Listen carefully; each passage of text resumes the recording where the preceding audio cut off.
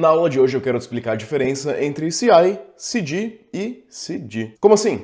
São dois CDs? Um é o CD-ROM e o outro é Continuous Delivery? Vamos lá. Vamos aprender hoje sobre Continuous Integration, que é integração contínua, Continuous Delivery, que é entrega contínua, e Continuous Deploy, que é deploy contínuo. Existe uma diferença aqui entre delivery e deploy, que é tecnicamente diferente. É diferente quase por tecnicalidade, mas eu quero nessa aula também salientar a diferença entre deploy e release, tá? É muito importante a gente entender isso. Na aula de hoje, eu vou também mostrar na prática aqui com um exemplozinho, né? Um exemplozinho aqui de deploy para uma VPS, mostrar um pouquinho de código, em que a gente vai estar aplicando aqui o continuous deploy. Primeiro eu quero te falar que essas coisas não são, assim, regras escritas em pedra que existe um manualzinho a ser seguido. São mais conceitos meio que abstratos e cada empresa pode aplicar isso de uma maneira um pouquinho diferente de outra empresa. Continuous Integration, ela é a integração contínua de código para dentro da codebase. Isso se traduz em, geralmente, uma empresa vai provar que o código funciona sempre que ela mergeia. Então, criei uma feature nova, vou integrar minha feature nova ali na main. Isso vai se dar de forma com que essa feature nova aqui vai passar por algum tipo de pipeline. Essa pipeline pode ter processos manuais ou não, em que geralmente vai ser feito um build, vai ser feito um lint e vai ser feito algum teste ou vários tipos de teste. Build é para ver que o código builda corretamente, que ele meio que compila corretamente. Lint é para ver que ele segue as regras, segue os padrões ali de códigos definidos na ferramenta linter. Hoje em dia, né, a maioria das pessoas está simplesmente utilizando um prettier ou algo do tipo e tá tudo bem. Às vezes você tem ali um ESLint ou então um rough no Python. E testes, né, aí vão ser testes unitários de integração, end-to-end, etc. Geralmente as pessoas vão colocar isso para rodar numa pipeline no seu GitHub. Um dos mais populares aqui é o GitHub Actions, que é o que eu vou estar utilizando hoje, mas também as pessoas podem utilizar outras ferramentas para fazer essa pipeline, né? Jenkins já foi muito popular. Acredito que hoje o GitHub Actions é a mais popular de todas, tá? Mas enfim, Jenkins é uma alternativa aí que existe também. Continuous Delivery significa que o código vai estar pronto para ser lançado automaticamente. Quando eu mergear para mim, o código vai ficar pronto para ser lançado. E Continuous Deploy, quando eu mergear ali o meu código, significa que ele vai automaticamente ser deployado para minha cloud ou para o meu servidor, né? Qual que é a diferença técnica aqui? Deploy e release não são a mesma coisa. Eu posso subir uma feature e ter o meu código pronto dentro do meu servidor sem lançar esse código. Eu posso subir, por exemplo, uma feature atrás de uma feature flag, ou eu posso subir, buildar, testar todo o meu código sem que o público consiga utilizar isso e lançar isso através de uma release em algum determinado período de tempo. Você tem esse artigo muito famoso da Meta, aqui em que eles falam sobre Rapid Release at Massive Scale, em que a Meta explica como que eles fazem, ou pelo menos faziam em 2017, que é a data desse artigo, Continuous Delivery em escala gigantesca. E se você olhar, olha só que interessante. Nesse gráficozinho aqui, você consegue ver que o código vai indo continuamente ali para main, mas cada release vai ficar disponível primeiro para os funcionários, depois para 2% da produção e depois para 100% da produção. O que a Meta está fazendo aqui é desacoplando um deploy de uma release para todo mundo. Eles fazem esse rollout mais gradativo. Hoje em dia, o padrão das empresas é fazer isso daqui através de pipelines, né? Você vai transformar tudo isso daqui numa pipeline para rodar automaticamente. Isso aqui é importantíssimo, é imprescindível para a gente conseguir corrigir erros humanos. Se você estiver fazendo principalmente a parte do deploy manualmente, tá errado. Tudo que você consegue fazer através de um script manual, você consegue fazer através de um script codado e dentro da codebase e sujeito aos mesmos padrões e reviews da codebase. Então é recomendado que você mova o máximo possível de tudo isso daqui para dentro da codebase e trate isso como um cidadão de primeira classe. E claro, vai ser possível você testar essas coisas localmente, né? Pensando aqui a nível de integração, né?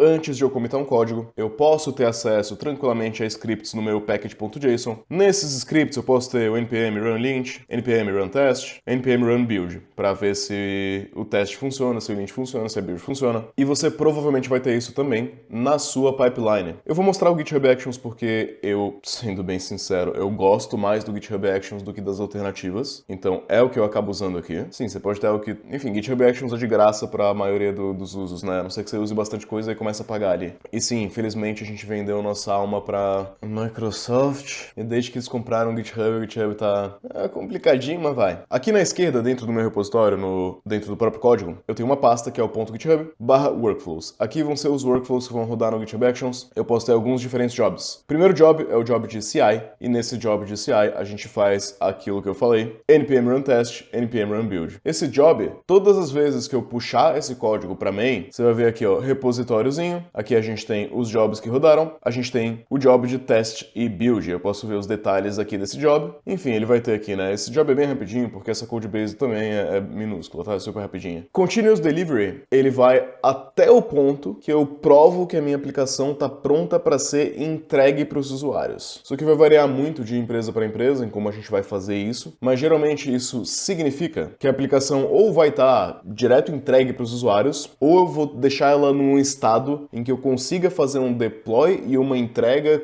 através de um clique, ou depois que o QA passar ali. Deixa de ser 100% contínuo quando você tem ali uma interação humana, né? Ele passa a ser um pouquinho mais travado, mas geralmente é isso que a gente está se referindo. No mundo real, cara, eu vou ser bem sincero contigo, que essa distinção que a gente fez aqui no vídeo, que eu fiz para explicar para você a diferença entre deploy e release, na prática, toda empresa, não toda, mas a maioria das empresas, com exceção de repente da Meta aqui, empresas gigantescas, vão considerar CI/CD, a parte do CD sendo delivery e deploy, porque a maioria das empresas médias, né, principalmente, raramente fazem distinção entre delivery e deploy. Para a maioria das empresas, isso acaba sendo a mesma coisa. O deploy contínuo, ele se dá da seguinte forma: a partir do momento que o meu código, geralmente, ele é mergeado para main, ou para prod, ou para alguma branch que a gente vai definir, né? Se você pensar na linha do tempo do seu código, provavelmente, a maioria das empresas está usando uma branch chamada main. Antigamente, essa branch se chamava master, então você ainda consegue ver umas codebases antigas com esse nome. Provavelmente, a maioria das empresas está utilizando algumas feature branches, né? Então você tem uma branch aqui que é uma feature, e aí você consegue setar uma pipeline que todas as vezes que você mergear de uma outra branch para a main, né, que você faz essa união aqui do código, esse merge no GitHub, acontece automaticamente um deploy e um delivery. Esse código vai para produção e ele vai estar disponível para o cliente. Aí você pode estar pensando, Galego, mas eu não gosto disso, isso não dá tempo para eu testar isso. Exatamente, não dá tempo para você testar isso, por isso que a maioria das empresas faz aqui, antes da feature ir para main, ela vai para outra branch, que geralmente é uma branch aqui, que as pessoas vão chamar de dev ou de staging, ou às vezes as empresas vão ter essas duas branches, enfim. E aí, as empresas geralmente mergeiam de dev para main. Então você tem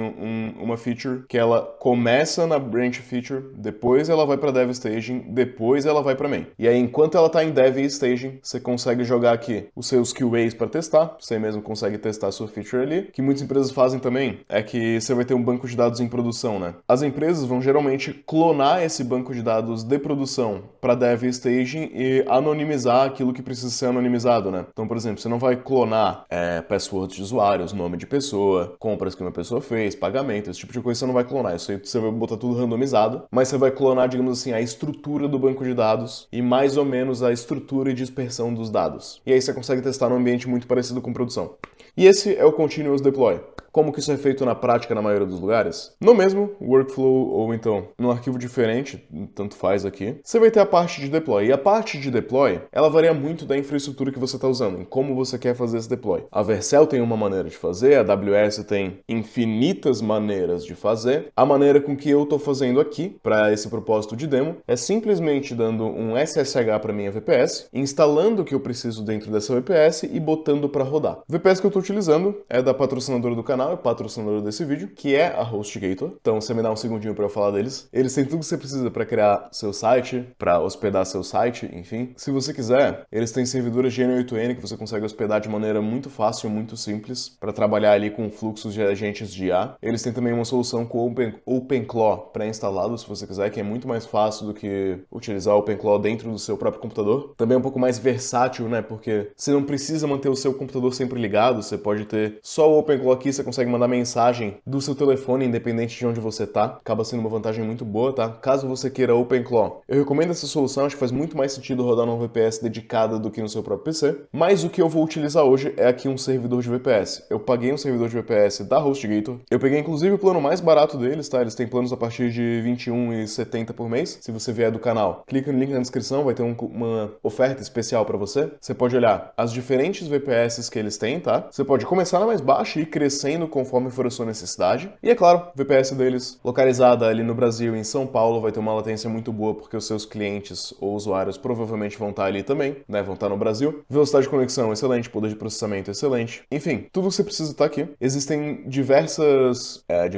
tipos aqui de VPS que você pode rodar. Uma só com Ubuntu, uma com o Alma Linux, uma com Rocky Linux. Ou então, se você preferir com painéis já pré-instalados, tipo cPanel, você pode utilizar. Se você preferir uma VPS que é um pouco mais fácil de você rodar, N8N, ou Node, por exemplo, WordPress, ou Docker. Eu já até mostrei de Docker aqui no canal, tá? É bem legal. Hermes também. Enfim, você tem todas essas possibilidades e você também pode alterar depois, tá? Dentro da sua própria VPS ele tem como fazer alterações e reiniciar ela com o outro sistema operacional aqui escolhido. Enfim, eu aqui dentro da minha VPS peguei ali as credenciais que eu preciso. Um negócio muito importante para você notar é que essa parte de Continuous Delivery, Continuous Deploy, necessariamente isso vai requerer que você lide com credenciais. Você não consegue fazer um deploy na sua cloud sem ter as credenciais dessa cloud, isso não existe. Essas credenciais é muito importante, mas muito importante mesmo que elas não estejam no código, tá? Localmente, na sua máquina, elas vão estar num ponto .env que você não vai comitar de jeito nenhum. Se você comitar, você vai ter que, cara, limpar tudo e dar um certo trabalhinho, tá? Limpar completamente do Git ali. Não é só deletar, porque, né, a gente pode voltar e ver o histórico. Mas o que eu fiz? Eu peguei isso daqui. Como eu tô utilizando o GitHub Actions, né, como eu uso meu GitHub Actions aqui, você clica aqui em Settings e aqui, ó, aqui embaixo na esquerda você vai ter Secrets e Variables. Então eu venho aqui Secrets e Variables do GitHub Actions, que é o que eu tô usando para fazer o deploy. E aqui, olha só, eu adicionei, né, o secret, que é o password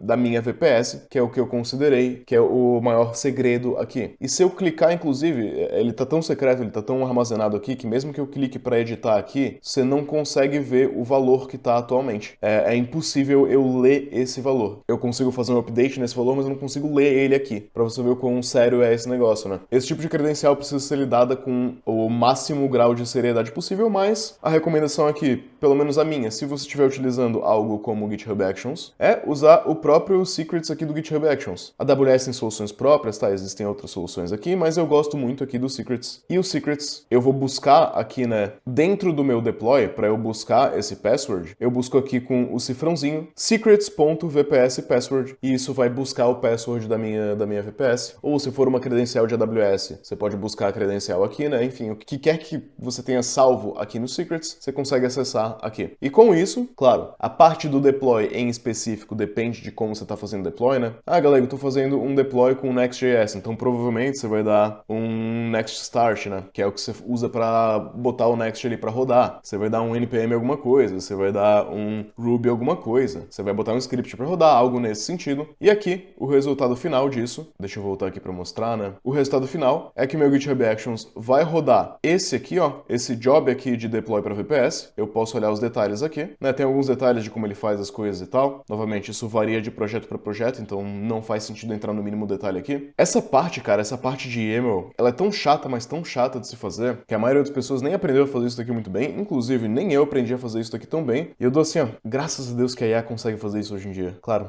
essa é uma das partes mais cruciais de você revisar, né? Porque não é legal cometer um erro aqui, é terrível cometer um erro aqui, mas graças a Deus, cara. Enfim, vou te mostrar que o meu Continuous Delivery tá funcionando. Estou na Branch Main, tô na minha Codebase aqui. Olha aqui as cores do meu site, né? Meu site tá cheio de cores, tem um vermelho aqui. Vamos mudar essas cores e vamos dar um deploy aqui, ó. Mudar pra umas cores bem estranhas, mudar pra esse roxo azul aqui, mudar a tinta aqui pra um verde meio estranho, mudar isso aqui pra cá, paper, sei lá que cores são essas. Eu tô mudando um monte de cor aleatória. Vamos ver o que vai acontecer com o site. Ele vai ficar feião, né? Provavelmente. Gradiente linear. Não, você vai mudar isso aqui pra cá. E esse aqui você vai mudar pra... pode ser. Vai ficar diferente. Vai ficar diferente. Terminalzinho aqui. Git add ponto. Git commit traço M sem mensagem, né? Só um pontinho ali. Git push, manda bala. Bora. Puxou pro meu GitHub. Essas alterações que vão mudar várias cores aqui. A gente pode, se eu der um F5 aqui, né? Se eu atualizar aqui, ver os dois jobs rodando. A gente tem primeiro o job de teste e build rodando. Você pode clicar em detalhes e ver ali os detalhes, né? Ó, já foi, já rodou, é rapidinho. E agora o job de deploy para VPS aqui. A gente vai esperar um pouquinho e ver isso daqui rodar também. Cara, eu falei mal antes nesse vídeo, né, da compra da Microsoft do GitHub, mas tá com muita instabilidade. Hoje, para fazer essa demo, eu passei o dia inteiro brigando aqui com o GitHub Actions porque tava com problema pra fazer o deploy, né? Eu falei tão bem do GitHub Actions porque